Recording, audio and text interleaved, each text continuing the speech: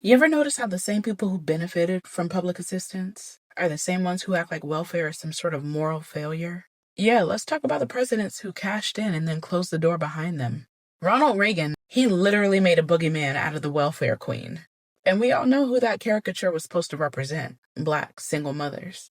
But did you know that Reagan's own family benefited from the New Deal food relief programs? The ones that they had during the Great Depression. Yep, government food aid kept them afloat. But when he got into power, he slashed food stamps, gutted social programs, and pushed the racist myth that Black people were the ones that were freeloading rich. Bill Clinton. Clinton's family struggled. His stepfather was his household was unstable. They relied on federal loans and local support to get by. And once Bill made it into office, he signed the 1996 Welfare Reform Bill. You know the one that decimated the support for millions of families, mostly Black and brown, of course. We're the target. We're always the target.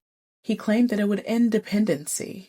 All it really did was make survival harder for working class women and children. Dwight Eisenhower, he grew up poor. His family lived on land grants and public resources. His schooling, his military career, even the GI Bill helped him rise. But in office, he warned against expanding social programs. He often stalled on civil rights protections that would have granted Black veterans the same rights to the GI Bill that he had access to.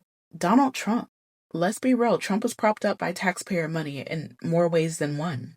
His family's fortune, inflated by government housing contracts and FHA subsidies that his father exploited. And now, he's been anti-welfare, anti-SNAP, anti-anything that supports the poor, while racking up millions in government payouts for his businesses. Even George W. Bush.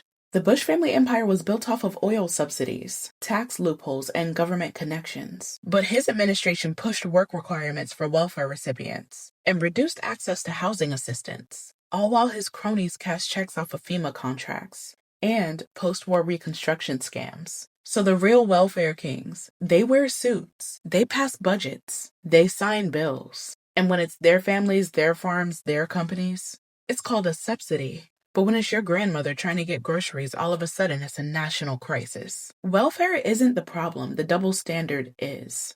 And the Oval Office, it's had a front row seat to the hypocrisy for generations.